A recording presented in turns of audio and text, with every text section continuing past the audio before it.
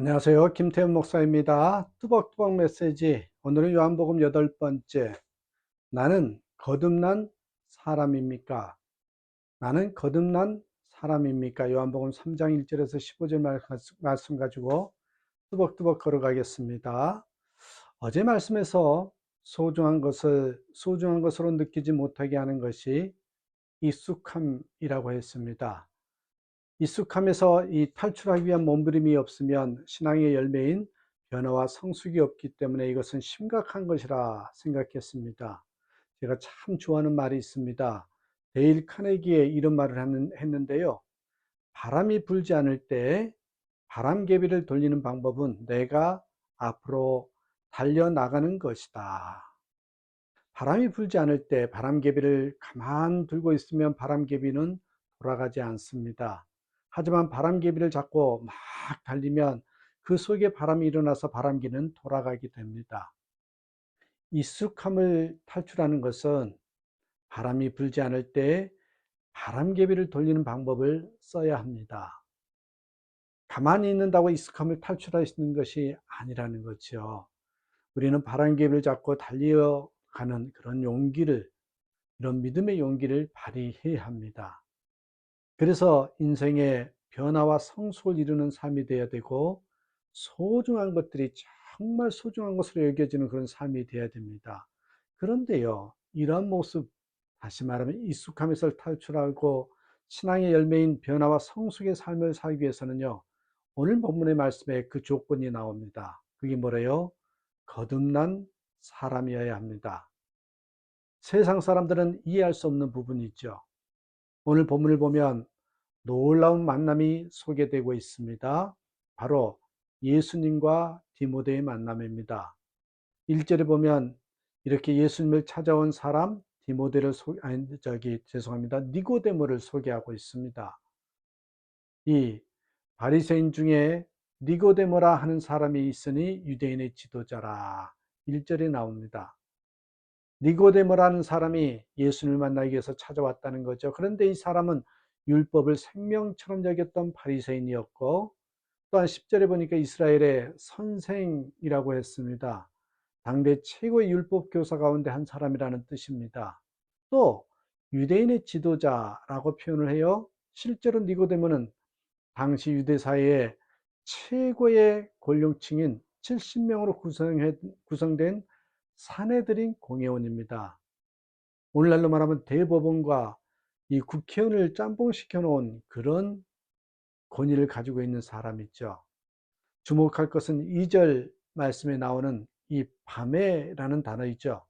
이 말은 몰래라고 바꿔 볼 수 있습니다. 니고데모가 밤에 몰래 남모르게 예수를 만나려고 찾아왔다는 것입니다. 왜 몰래 찾아봤을까요? 당시 사내들인 공예는 예수님을 요주의 인물로 지목하고 감찰하고 있었습니다. 그래서 사내들인 공회원이 예수님을 찾아와 가르침을 받는다면 당연히 상해들인 공회원의 자격을 박탈당한 것은 물론이고 유대교에서 출교를 당할 상황입니다. 니고데모는 지금 이런 위험을 무릅쓰고 주님을 찾아왔습니다.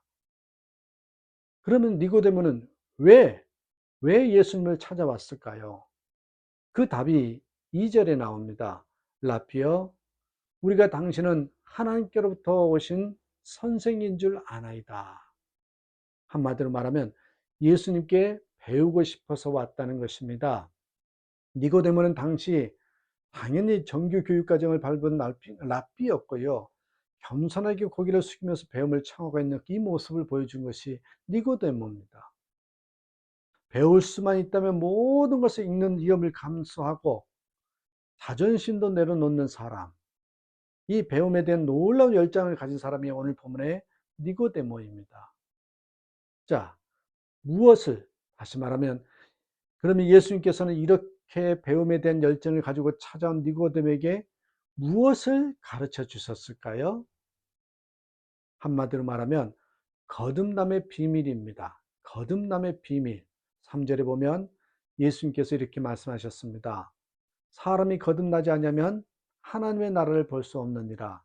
거듭나야 하나님의 나라를 볼 수 있다는 것이죠. 니고데모는 이 말씀을 도저히 이해할 수가 없었습니다. 율법을 가르치는 큰 랍비였지만 이런 말씀은 처음 들어서 왔습니다. 특히 거듭난다는 말은 정말 상상도 할 수 없는 놀라운 말씀이었죠. 그래서 4절에 보면 이렇게 대꾸했습니다. 사람이 늙으면 어떻게 날 수 있사옵나이까? 두 번째 모태에 들어갔다가 날 수 있사옵나이까? 니고데모는 거듭난다는 말을 글자 그대로 모태에서 또 한 번 태어나는 것이라고 오해했던 것입니다.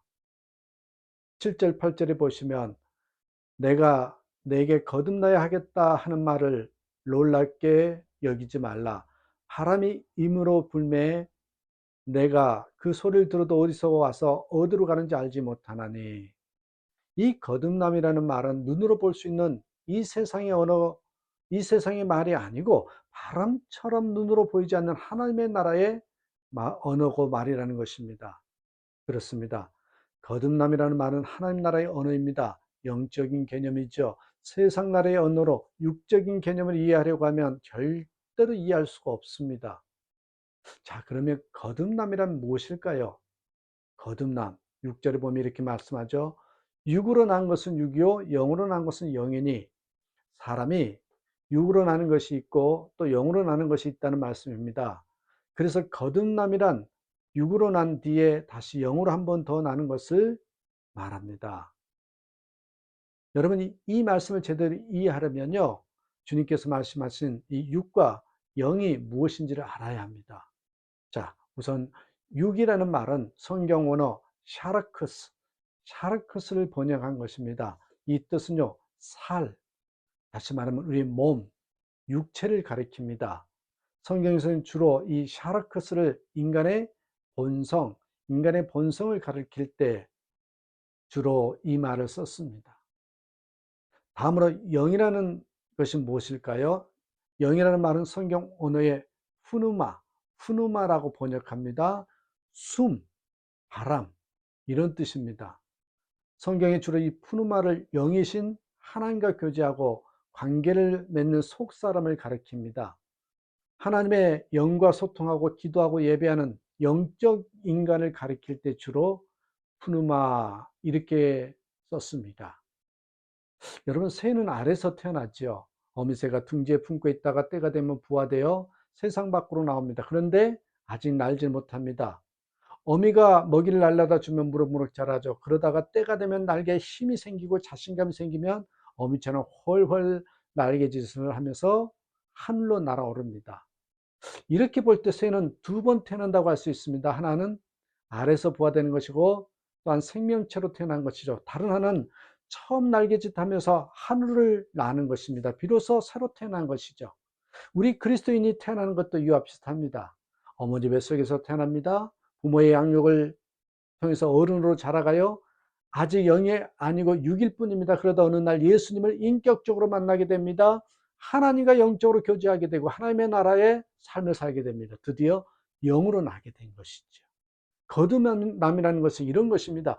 육으로 태어난 사람들이 예수 믿고 영으로 다시 태어나는 것입니다. 자기 본성으로 세상 나라만 바라보고 살던 사람이 영이 깨어나 하나님의 나라를 바라보면서 살게 되는 것이죠. 과거에 보지 못하던 영이신 하나님을 영적인 눈으로 보고 과거에 듣지 못하던 하나님 음성을 영적인 귀를 열어서 듣게 되는 것이죠. 마치 새가 하늘을 날게 된 것 같이 이렇게 새로운 삶을 살게 된 것입니다. 예수님께서 니고데모에게 이 거듭남의 비밀을 가르쳐 주셨습니다. 그 누구도 알 수 없었던 말씀입니다. 우리가 이 가르침을 마음에 깊이 새겨야 합니다. 거듭남을 알아야 됩니다. 거듭남을 체험해야 됩니다. 거듭난 사람으로 영으로 난 사람의 그런 삶을 살아가야 되는 것이 우리의 존재라는 거 잊지 마셔야 됩니다. 그러면 여러분, 어떻게 거듭날 수 있을까요? 어떻게 거듭나느냐? 본문 8절에 주님께서 분명하게 말씀하셨습니다. 바로 성령으로 난다는 것입니다. 성령으로 난다는 것은 무엇을 말하는 것일까요? 우리가 영으로 거듭나기 위해서는 성령을 받아야 한다는 것을 말합니다. 예수님을 인격적으로 만나고 성령이 우리 안에 들어오시는 일이 있어야 한다는 것을 말합니다. 아이들이 자랄 때 발달 단계를 따라서 이렇게 자라가지요. 1년쯤 되면 걷습니다. 또 1년쯤 지나면 말을 곧잘 합니다. 그렇게 어린이가 되고 청소년, 청년으로 자라갑니다. 누구나 이렇게 변해가지요. 그러나 육으로 난 사람이 이렇게 영으로 난 사람으로 변해가지는 않습니다. 믿음의 집안에서 태어난 모태신앙인 사람도 그저 열심히 교회 다니고 신앙생활 잘한다고 영으로 난 사람이 되는 것이 아니라는 말입니다. 반드시 성령을 받는 사건이 있어야 합니다. 그래서 성령 받고 나면 어떻게 될까요? 성령이 우리 안에 오셔서 잠자고 있던 우리의 영을 깨우십니다.